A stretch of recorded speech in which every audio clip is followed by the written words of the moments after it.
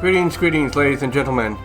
Princess Photography Studio here, and I am going to do a little unboxing for you of the most latest acquisition, the camera that could quite possibly be the best that Nikon has put out thus far. Here's a box that just came today. So what we're going to do is we're going to open it up. I'm very excited about this because I have been using the D850 with great success. I use it in sports, events, weddings, portraits, you name it, all across the gambit of subjects. I have been using the D850 with great success. I'm very happy with it. And also didn't want to really switch to mirrorless when mirrorless started first coming out. However, Nikon has, or at least appears to have, really knocked it out of the park. Alright, so let me just, here we go, here's the box.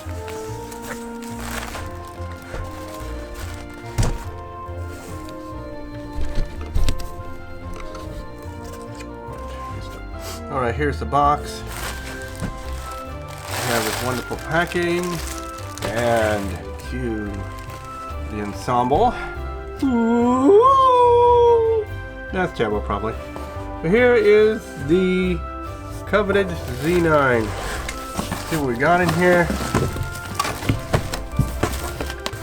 This is the body of it. You can see here, the Z9 right here. This is absolutely amazing. Here we go. We have our literature, warnings and stuff like that. And then we have, fold this out of the way.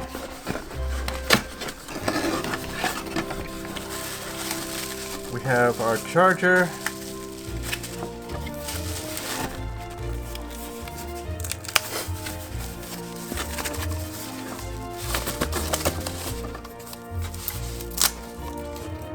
Now this charger is different from what you might see on your D4S or D3. This is specifically for the specific batteries that are used for this. Though they look generally the same as the ones I've been using, these are higher capacity batteries. And so the other ones will work, just that these will last longer. Here's a charger. It goes into and plugs into here. It's about $100 separately, I believe. This battery is like 200 and something. Yikes!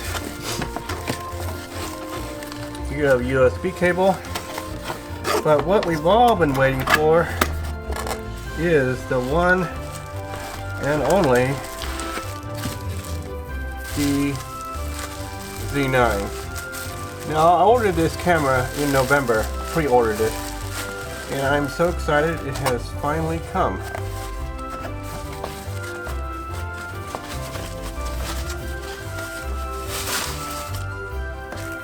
Here you go.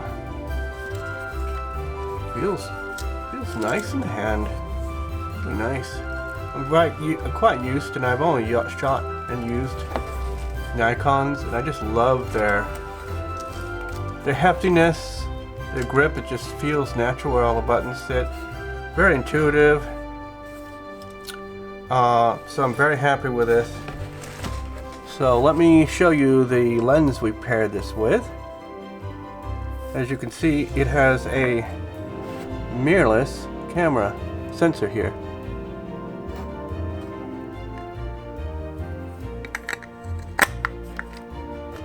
Alright, and this is a lens that I have paired this wonderful, awesome Z90 with. It is a 24-70 2.8. You can see that. You can see the readouts here if you want to. This is a 2.8 throughout the entire range of 24-70. Really, really nice. Very nice. Very substantial. We'll do a little weight comparison, but this is this is pretty nice. Pretty nice. And then you can also do vertical shooting as well. Love that. So what's going to follow up is a review video on how this camera is doing in our dark hangars. Many of the subjects I photograph are in less than ideal lighting circumstances. Alright, so here it is. We got $5,800 body, $2,300 lens. This is a 24-70 2.8S Nikon lens. That is, in my opinion, the best combination of lens to this Z9. Alright, I shall see you around.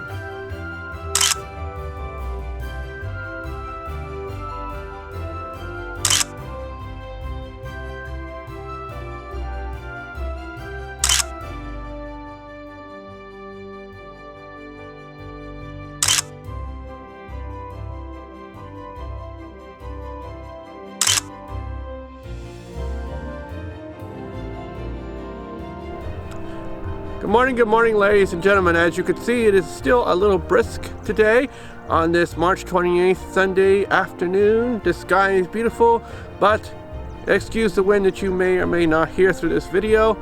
I am doing a quick review of the Z9, the Nikon Z9. It's perhaps the most coveted camera. It has really blown my entire expectations away, and I have used it for the last 3 weeks. I ordered it on November last year and now just got it March. So the back orders are real.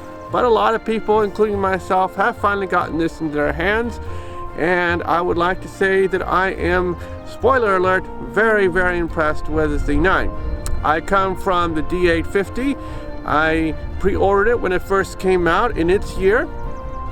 And I have been using it, that wonderful DSLR camera, for many years in my business. My business covers portraits, events, lots of weddings, even astrophotography, lots of landscape photography. In fact, I'm going to Idaho, and here comes the wind.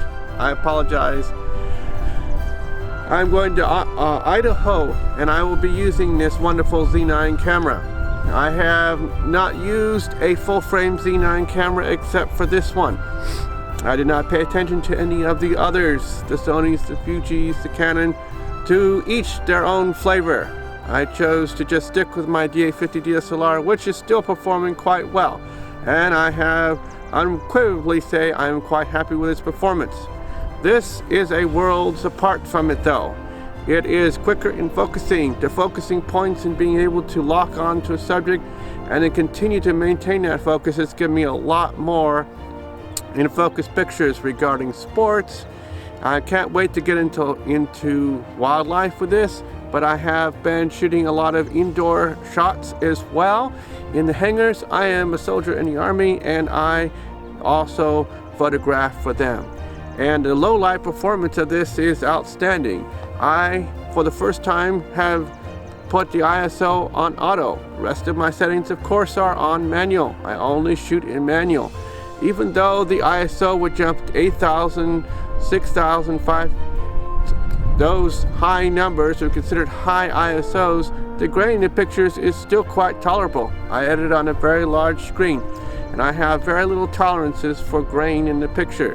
However, it actually doesn't really provide a detraction from the pictures in which I take the soldiers who are training here in Fort Eustis. In the hangars, the lights are not the greatest. So when I first took it out of the box, I left it floating, and only when you get around 25,000 ISO did the picture become, to me, unusable. But for weddings, it's a different matter. I always want to keep the ISO down to 64. So I am continuing to experiment with the flash, which I was able to put out here. I am currently using a Godox 6850, the number 2D version, and I had to update the software in order for it to be able to operate on a Z9. I would say that the results from the combination of such a flash and a Z9 have been nothing short of outstanding. It provides a perfect blend of color and everything between there. I am quite pleased with that, and I'm still improving and continuing to put and utilize the flash settings instead of TTL, which is auto, and beginning to experiment with the manual settings as well to even get those settings dialed in and get that ISO even lower down to 250. Seems to be perfectly acceptable, really low as well. On outside shots, of course, like this beautiful day, the ISO is down to 64. It's just something of my pet peeves is to keep that ISO as low as possible. To some it may not matter, depending on the circumstances in which you are performing, or the audience, or the particular client, or the particular output of the file. You know, it doesn't matter. For this, for what I'm shooting, it does matter depending upon the audience in which the pictures are going to go to. Which is amazing, because the D850 I always had to keep below 200 to 300. It was my max in the way I would do it in my manual settings, but here I could go a lot higher. I would use the D4S as the really low light where a flash was not allowed, and in concerts and so forth, and the results was nothing short of stunning. Now the megapixels of that camera, of course, is lower, but the dynamic range in which you would have at the higher ISOs was unmatched by the D850. However, this is performing quite well under high ISO conditions, like I say, depending upon what the output of the file is going to be. But when I edited on a big screen, I didn't see much of any issues. I'm going to make this video a lot longer. I am going to do a continual follow-up. Like I say, I'm going to do some landscape photography in Idaho, and I'm very excited. In April I'm going to be going there to do it, and you will see the results of that. But right now I'm very, very excited on the output of this, the operation of this Z9, including the focusing points. Once you lock it on a subject, no matter what it is, it's going to stay there. That is a feature that the D850 I had to do all manually. It's all become completely what they call muscle memory. But being able to have it auto and do it so on being able to track it and do so very well, I've got a lot more in focus pictures than I've had for a very long time. So now it's gotten windy. I have no idea whether you can still hear me, but I will keep you updated on this wonderful Z9. I am currently using a 24 to 70 lens, the 2.8S lens, the 24 to 70. Now the wind has died back down again, and I'm very pleased with this lens. This goes 2.8 aperture throughout the entire range at 24-70, a lens I've never had, or the capabilities of which to keep it that aperture is first of its kind in my collection. I know it's a couple-year-old lens. However, it is my first Z mount lens that I have owned with a Z mount Nikon camera. So I'm very pleased with this, and the pictures in which I've been posting on my social media have been taken by this. So I will see you around, and I will continue to post to my social media to keep you guys updated. Au revoir, good day. I will see you shortly.